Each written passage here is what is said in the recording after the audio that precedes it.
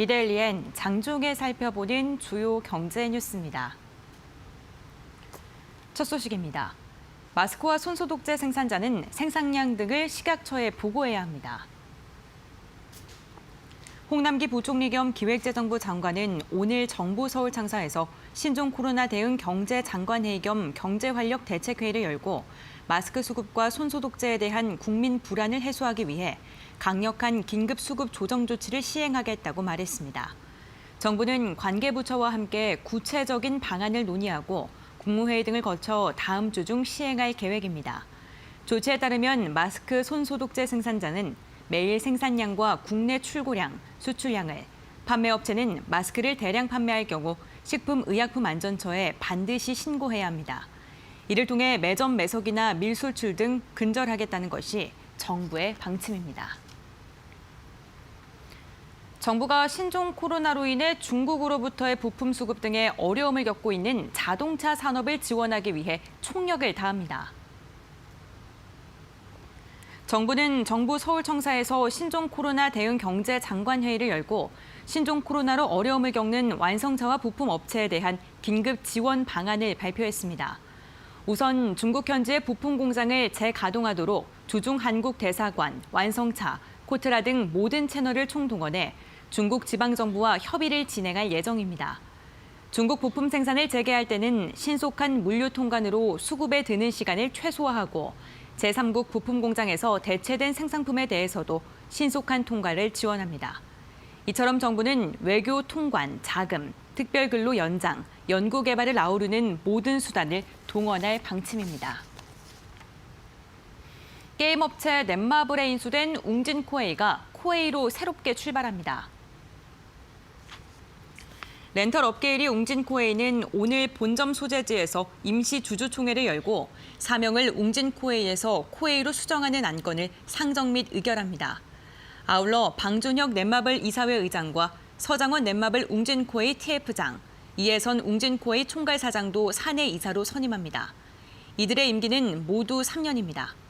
넷마블은 지난해 웅진그룹과 웅진싱크빅이 보유한 웅진코웨이의 지분 25%를 1조 7,400억 원에 인수하는 내용의 주식 매매 계약을 맺은 바 있습니다. 현대 로템이 싱가포르에서 대규모 전동차 사업을 수주했습니다. 현대 로템은 현지 시각 6일 싱가포르 육상교통청이 발주한 3,586억 원 규모의 전동차 납품 사업을 수주했다고 밝혔습니다. 싱가포르 남서쪽 주롱 일대에 새로 놓는 주록 지역선에 전동차 186량을 제작해 납품하는 프로젝트입니다. 주롱선은 2026년 개통 예정으로 해당 물량은 2024년부터 2027년까지 납품할 계획입니다. 주롱은 싱가포르가 대규모 상업공업지구로 개발하는 지역으로 향후 말레이시아, 싱가포르 고속열차 사업 추진 시 정차역 건설이 예상됩니다. 회사는 이번 사업이 싱가포르에서 첫 전동차 사업 수주라며 캐나다, 프랑스, 일본 등 글로벌 선진철도 업체와 경쟁해 사업을 따낸 것이어서 기술력과 사업 관리 능력을 인정받아 그 의미가 크다고 강조했습니다.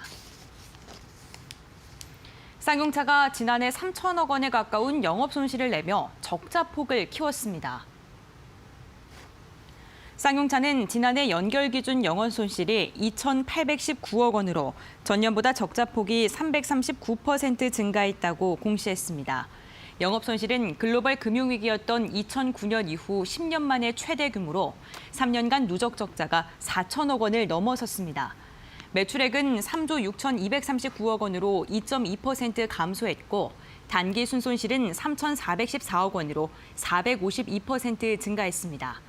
지난해 내수 판매 선전에도 불구하고 수출 부진으로 인한 매출 감소와 경쟁 심화에 따른 판매 비용, 투자 확대에 따른 감가상각비 증가 등으로 적자 폭이 확대됐다고 설명했습니다. 이어서 이 시각 간추린 뉴스입니다. 현대자동차그룹 회장이 세계 자동차 산업 최고의 권위인 자동차 명예의 전당에 한국인 최초로 헌액됩니다. 세계 자동차 역사에 남을 성과와 업적을 낸 인물에게 주어지는 것으로 주요 수상자로는 포드의 창립자 헨리 포드, 토머스 에디슨, 벤츠 창립자 칼 벤츠 등이 있습니다. SK텔레콤의 지난해 영업이익이 전년보다 7.6% 감소한 1조 1,099억 원을 기록했습니다. 매출은 5.2% 증가한 17조 7,437억 원으로 집계됐습니다. 미국 상무부가 최근 한국산 풍력타워에 대해 5.98%의 반덤핑 예비 판정을 내렸습니다.